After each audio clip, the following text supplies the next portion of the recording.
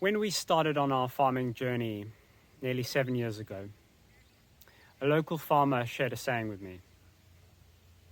They arrive in their fancy cars and they leave on their bicycles. In fact, 2 farmers shared that same saying with me.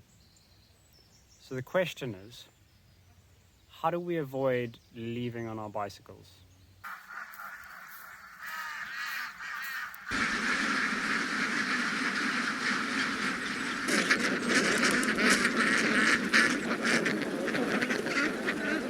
Welcome to How to Fail at Farming Part 2. If you've not already seen Part 1, I'm going to link to that video on the screen now. Also, for a bit of context, I'm going to share a link of a short film that was made about our farm about a year ago by a YouTube channel called Regenerative Media. I think that'll give you some good background if you don't already know more about our farm.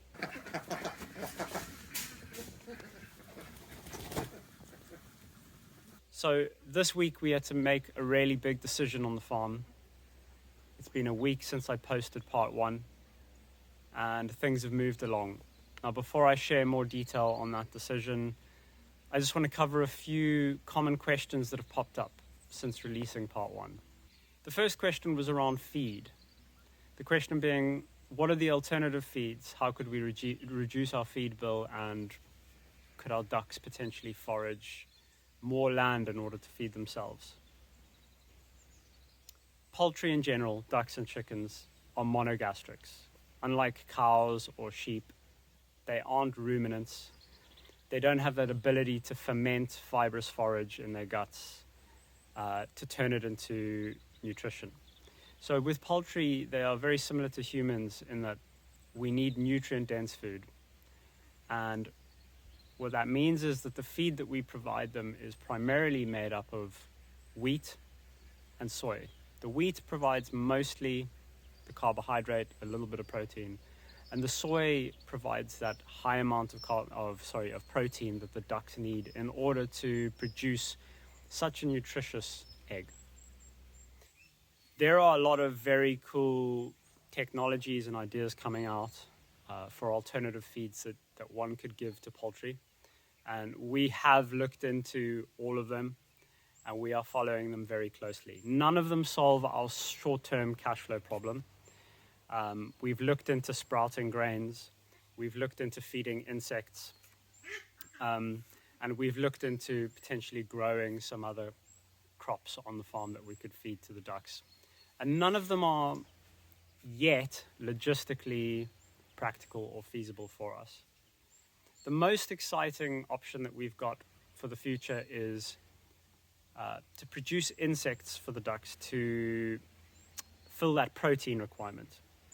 Our dream in the future would be to import in some locally produced wheat or barley or corn, and then to supplement that with black soldier fly larvae, which is currently the most promising option for feeding poultry insects. Now, the black soldier fly larvae would be produced in a small shipping container unit that we have on the farm. We would source food waste from our local market, feed that food waste into the shipping container, grow black soldier fly larvae, and then feed them to the ducks. And what that would give the ducks is a really high quality insect protein, and we would then be able to forego the soya, which unfortunately has to be imported from other parts of the world. So that's the big idea.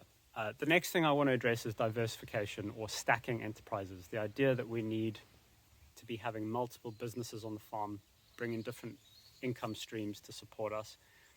A lot of people have said, well, the reason that you guys aren't making it is because you're a monoculture or you haven't diversified enough. That's not really true. We've tried a lot and we have diversified the business. We've done meat boxes from our sheep that we sell direct to the consumer online. We have a blueberry patch with 700 blueberries in there, which currently is not yet commercially productive. We've tried producing veg or market gardening alongside the poultry business. But unfortunately, what we find is in practice, we've been spreading ourselves too thin by trying to run those two operations side by side.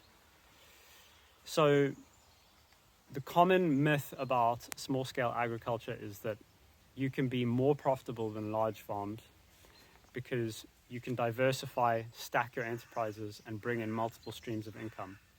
And whilst that is true in some circumstances, you have to find enterprises which are really complementary to each other and do not increase your workload significantly and do not significantly increase your capital outlay. And on top of that, each one of those enterprises really has to get up to a scale where you are benefiting from economies of scale and you're not, just running 4 or 5 different really inefficient businesses that aren't competitive. Lastly, people would like to know whether or not we could sell the ducks that aren't laying for meat. And the answer to that question is yes and no. We can't viably sell them for human consumption for a number of reasons, but primarily because they are egg-laying breeds. And that means that they put most of their energy into producing that 70-gram egg, and then they don't put very much meat or weight on. So the end product is pretty underwhelming, and you have to put in quite a lot of labor and processing time in order to process that carcass and sell that as meat. So it doesn't work out commercially to do so. But there is a great company out there called Ethically Raised. And Ethically Raised is a dog food company that produces raw dog food from animals that have been sourced from regenerative farms around the UK. So our ducks are going off to Ethically Raised. So I'm going to put a link to Ethically Raised in the description for you so you can learn more about them. Okay, let me move on to the big decision that we had to make this week. So as you know, our feed bill is our major cost, and roughly half of our flock were not laying eggs. So in order to reduce our feed bill, we've had to take the decision to cull just under 300 ducks. Now, I know some of you will be disappointed to hear that, but it's important to point out that we are a working farm and our primary purpose is food production. So we went through all 600 of our ducks and we selected them out into 2 groups. One of the groups was laying and one of the groups was not laying. Some of you might wonder how we actually do that. Interestingly, over the years, we've discovered that we can actually feel whether or not there's an egg inside the duck. If we bring them in, when we put them to bed in the evening, if you just feel in between the hip bones and you gently rock back and forth, you can actually feel the egg sitting inside there. Now, in the group that was laying, they were made up primarily of ducks that we had hatched out this year, as well as some 2- and 3-year-old ducks that we have on the farm. In the group that wasn't laying, they were made up entirely of 2- and 3-year-old ducks. It's important to just note that this is quite unique. Most farms are not keeping birds of multiple age groups. It's very common that those birds will have a year of production and then they will automatically be culled and the flock will be replaced. We've been trying to manage a system where we have the birds for at least 2 seasons, maybe 3 seasons. And how we do that is we allow the birds to have their first season. We then give them a few months to molt, and then they come back into lay and they have another season. And we've actually this year experimented with a 3rd season of laying. So it gives the birds a much longer life, which is great, but from a cash flow point of view and from a cash forecasting point of view, it's incredibly difficult because after that bird finishes its first year of laying, trying to predict when it's going to molt exactly, how long it's going to take, and when it's going to come back into lay is a little bit like trying to read tea leaves, especially with ducks. So that's actually been part of our issue this year. We still have aspirations to try and continue giving the birds at least 2 seasons of laying, but it's not easy. I just want to talk very briefly about the future of the farm. We've saved a lot of money on feed by halving our flock, but we're not out of the woods yet. and we're going to have to figure out another way to see us through this winter. There are actually some really interesting opportunities for us on the horizon, which we are looking forward to. But of course, cash flow is king, and if we can't get through the winter, then it's game over for us. So I want to thank everyone who has offered their support to the farm. We really appreciate it, and honestly, we didn't expect it.